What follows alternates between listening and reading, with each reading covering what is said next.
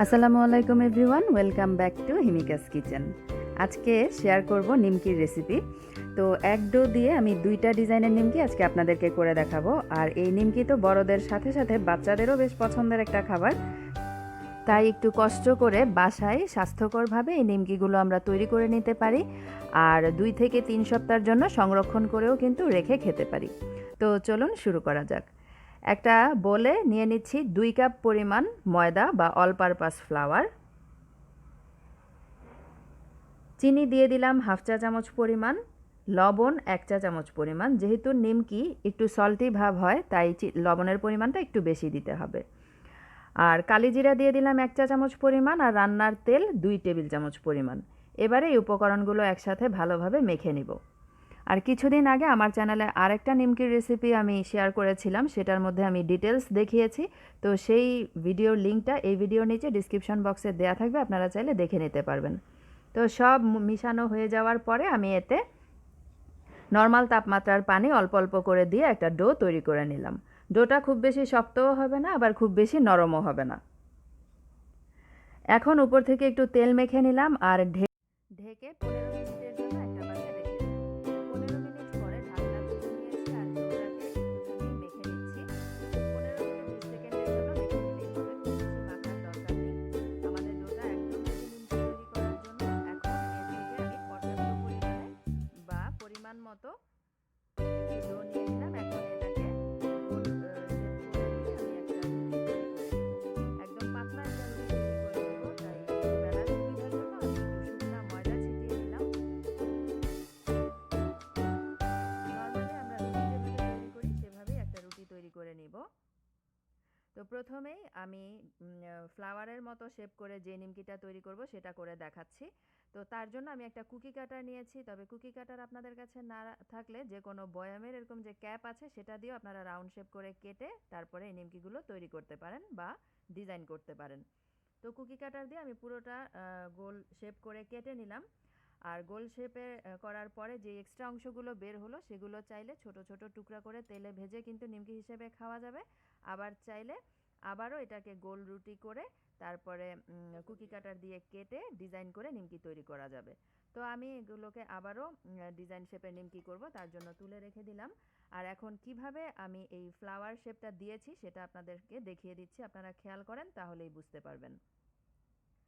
তো একটা পার্টের মধ্যে মাঝ বরাবরই আমি আঙ্গুল দিয়ে প্রেস করে আমি সামান্য একটু পানি লাগিয়ে তারপরে আরেকটা দিয়ে দিলাম।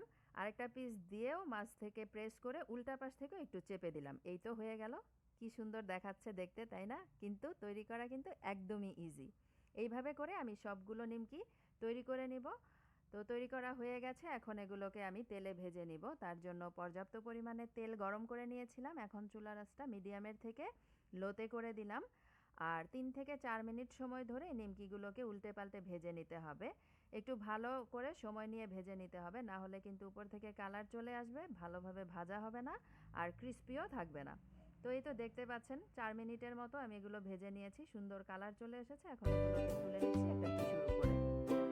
তো এক ডিজাইনের নিমকি হয়ে গেল। এখন মিষ্টির দোকানে যে নিমকিটা পাওয়া যায় সেই ডিজাইনটা কিভাবে করে সেটা আপনাদেরকে দেখিয়ে দিচ্ছি। তো একটা পাতলা রুটি তৈরি করে নিয়েছি, তার উপরে সামান্য একটু তেল ছড়িয়ে নিলাম আর একটু শুকনা ময়দা ছিটিয়ে আমি সুন্দরভাবে মিশিয়ে নিয়ে এটাকে রোল করে নিচ্ছি। বলে বোঝানোর চেয়ে আসলে আপনারা যদি দেখে বুঝে নেন তাহলে কিন্তু তৈরি করতে আপনাদের কাছে বেশি সুবিধা হবে। তো 2 হাতের সাহায্যে প্রেস করে করে একটা লম্বা রোল করে নিলাম। এখন একটা নাইফের সাহায্যে আমি ছোট ছোট টুকরা করে কেটে নিচ্ছি। আপনারা যদি নিমকির সাইজগুলো একটু বড় করতে চান সেক্ষেত্রে আরেকটু বড় করেও কাটতে পারেন। কাটা হয়ে গেছে, এখন একটা ভাগ নিয়ে আমি এটাকে পাতলা একটা গোল ছোট রুটি তৈরি করে নিব। এই নিমকিটা তৈরি করা আসলে খুবই সহজ, তেমন কিছুই না, জাস্ট জানা থাকলেই হয়ে যায়। কিন্তু বাসায় তৈরি করে ফেলা যায় একদম হোটেলের মতো। আর খেতে কোনো অংশে কিন্তু হোটেলের থেকে কম নয়। এই তো পাতলা রুটি হয়ে গেছে, এখন এটাকে আমি ফোল্ড করে দিচ্ছি। এই তো হয়ে গেল। আশা করি আপনারা দেখেই বুঝতে পেরেছেন। এখন এর মাঝ বরাবর আমি একটু কাঁটা চামচ দিয়ে ছিদ্র করে দিব।